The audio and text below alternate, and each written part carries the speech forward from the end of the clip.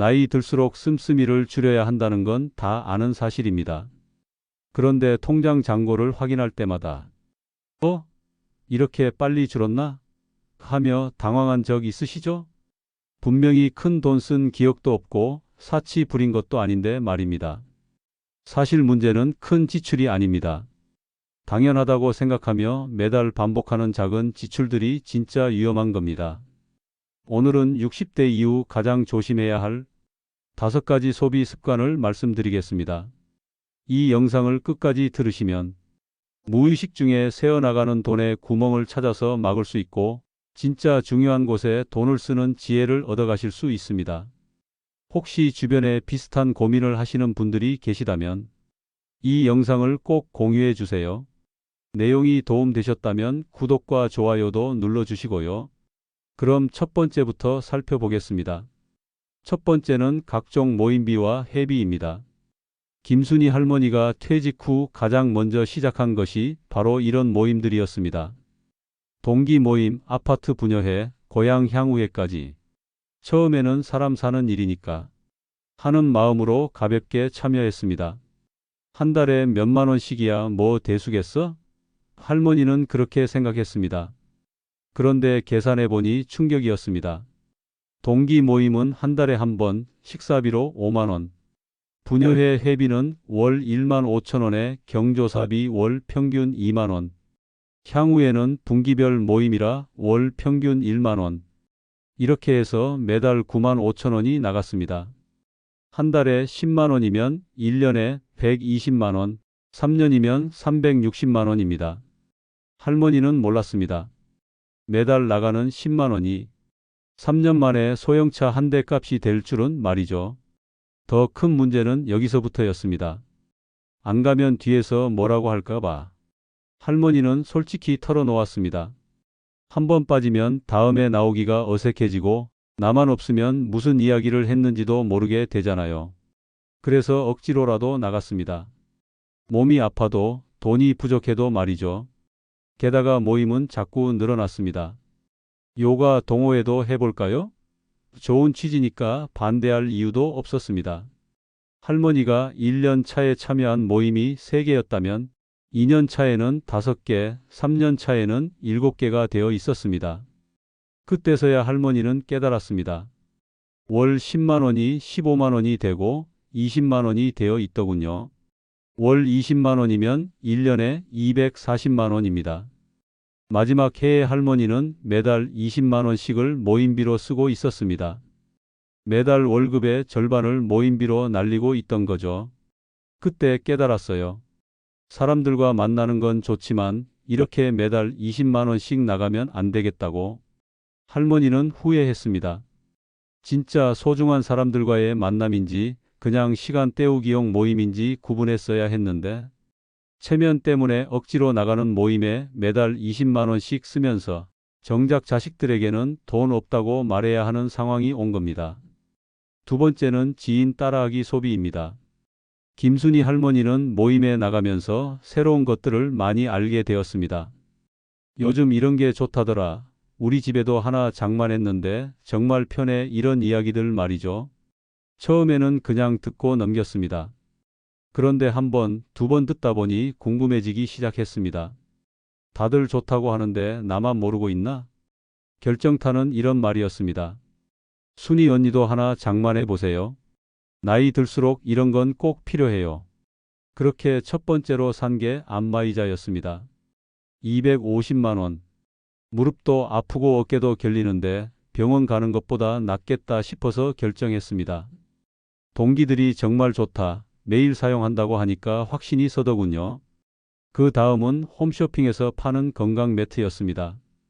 분여회에서 혈액순환에 정말 좋다더라는 말을 듣고 80만 원 주고 샀습니다. 나만 없으면 뒤처지는 것 같아서 할머니는 솔직하게 말했습니다. 문제는 이런 구매가 계속 이어진다는 점입니다. 한 번 사고 나면 어차피 건강을 위한 거니까라는 명분이 생깁니다. 그러면 다른 제품들도 더 쉽게 사게 되죠. 실제로 김순희 할머니가 1년 동안 지인들 추천으로 산 물건들을 계산해 보니 총 450만 원이었습니다. 안마의자 250만 원, 건강 매트 80만 원, 공기 정화기 60만 원, 각종 건강 소품들 60만 원. 더 큰 문제는 이런 것들이 실제로는 별로 사용되지 않는다는 점입니다. 안마의자는 처음 몇 달만 썼고 건강 매트는 지금 창고에 있습니다. 좋다고 해서 샀는데 막상 써보니 별로더라고요. 여기서 중요한 건 지인들이 거짓말을 한 게 아니라는 점입니다. 그들에게는 정말 좋았을 수도 있어요. 하지만 모든 사람에게 맞는 제품은 없습니다. 좋다더라는 말에 현혹되기 전에 내게 정말 필요한가? 를 먼저 물어봐야 합니다. 특히 큰 금액의 제품일수록 더욱 신중해야 하죠. 할머니는 그때 깨달았습니다. 남들이 좋다고 해서 다 내게 좋은 건 아니구나. 450만 원이면 몇 년은 생활할 수 있는 돈인데. 세 번째, 건강식품 중독. 김순희 할머니에게 2년 차가 되자 새로운 고민이 생겼습니다. 나이가 들면서 여기저기 아픈 곳이 늘어나기 시작한 거죠. 무릎도 시큰거리고 소화도 잘 안 되고 밤에 잠도 잘 오지 않았습니다. 그때 TV에서 나온 광고가 할머니의 마음을 흔들었습니다. 60대 이후 여성들의 무릎 건강 이제 포기하지 마세요. 광고 속 할머니들은 모두 활기차게 걷고 있었습니다. 혹시 모르니까 한번 먹어볼까? 할머니는 그렇게 첫 건강식품을 주문했습니다. 무릎 건강에 좋다는 글루코사민 제품 한 달분에 8만 원이었습니다. 한 달 먹어보니 확실히 효과가 있는 것 같았습니다. 아니, 정확히는 효과가 있는 것 같다고 생각하고 싶었습니다. 8만 원이나 주고 샀는데 효과가 없다면 너무 억울하잖아요. 그러자 욕심이 생겼습니다. 소화에도 좋은 게 있다더라. 혈압에도 좋은 게 있다던데. 할머니는 하나씩 추가하기 시작했습니다. 소화효소 제품 6만 원, 혈압관리 제품 10만 원, 수면에 좋다는 제품 5만 원. 어느새 매달 건강식품비로 30만 원이 나가고 있었습니다. 1년이면 360만 원, 3년이면 1080만 원입니다. 할머니는 스스로를 합리화했습니다. 건강이 우선이지. 병원비 생각하면 이게 더 싸다고. 하지만 정작 병원에서 검사를 받아봐도 크게 달라진 건 없었습니다. 더 큰 문제는 건강식품 판매업체들이 할머니 같은 고객을 놓치지 않는다는 점이었습니다. 한번 주문하면 계속 전화가 왔습니다. 어르신, 지금 주문하시면 50% 할인해 드려요. 이번 달만 특별 가격이에요. 할머니는 거부하기 어려웠습니다. 나를 챙겨주는 것 같아서 말이죠. 외로운 노인의 마음을 정확히 파고든 마케팅이었습니다. 3년이 지나고 할머니가 계산해 보니 충격이었습니다. 건강식품에만 1,080만 원을 썼더군요. 그런데 건강이 좋아졌냐고 물으면 답이 막막했습니다. 그냥 안 먹으면 더 나빠질 것 같아서 계속 먹었어요. 할머니는 솔직히 말했습니다.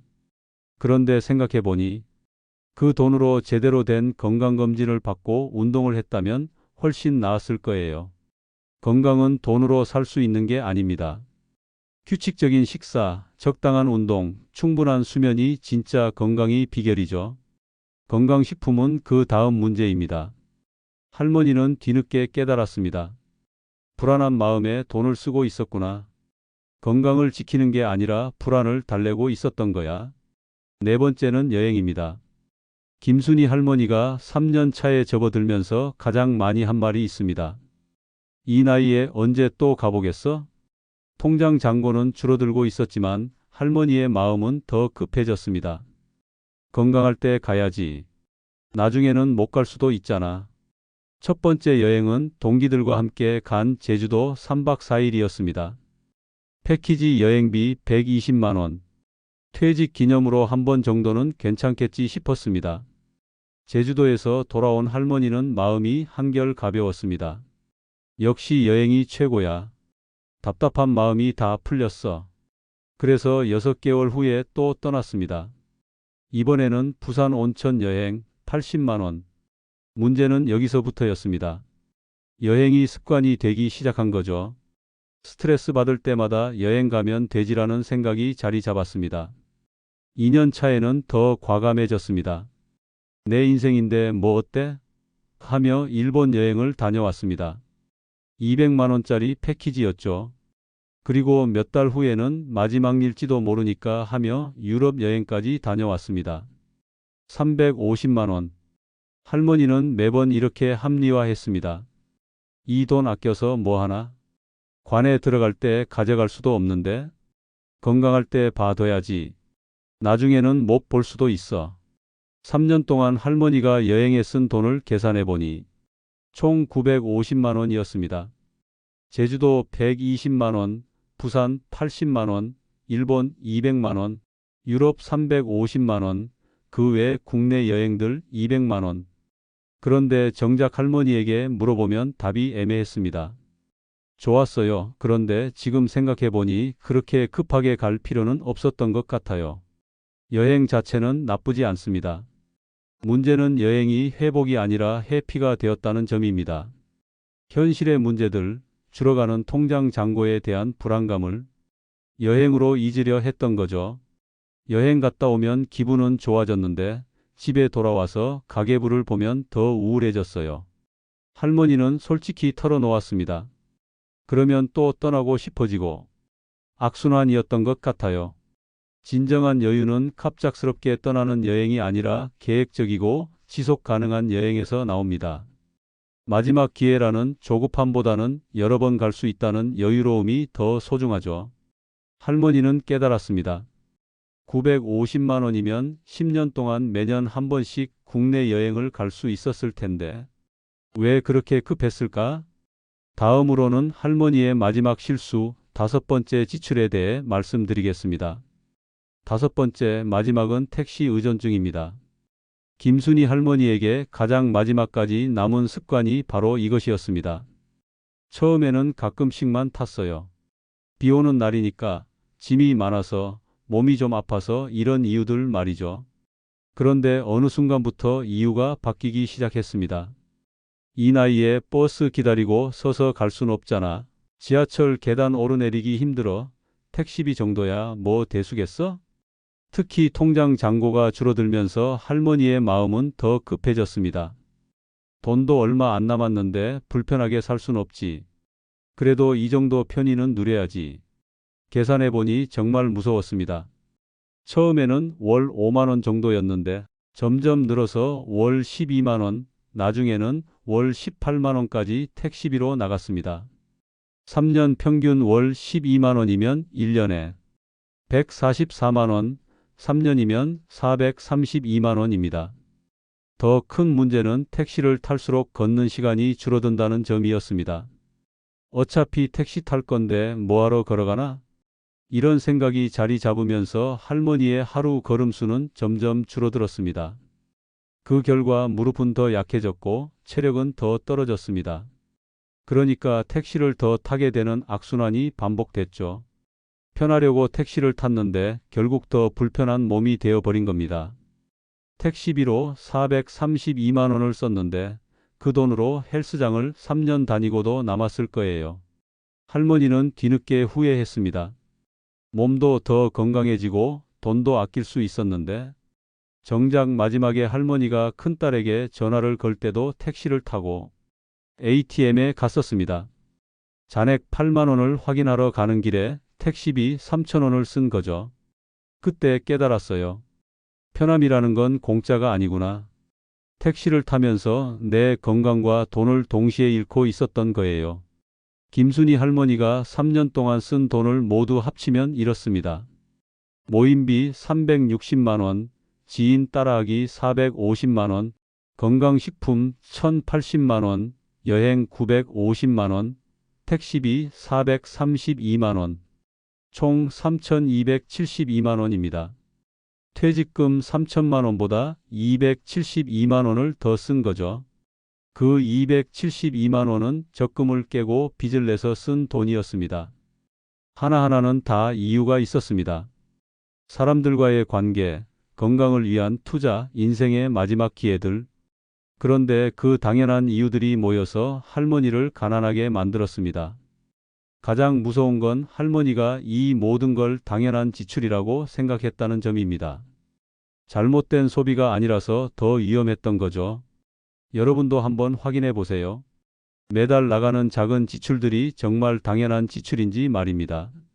김순희 할머니처럼 3천만 원이 3년 만에 사라지기 전에 말이죠. 이 영상이 도움이 되셨다면 구독과 좋아요를 눌러주세요. 더 많은 분들이 김순희 할머니 같은 일을 겪지 않도록 도와주시는 거니까요. 그리고 주변에 비슷한 상황에 계신 분들이 있다면 이 영상을 꼭 공유해 주세요. 당신의 작은 관심이 누군가의 노후를 지킬 수 있습니다. 감사합니다.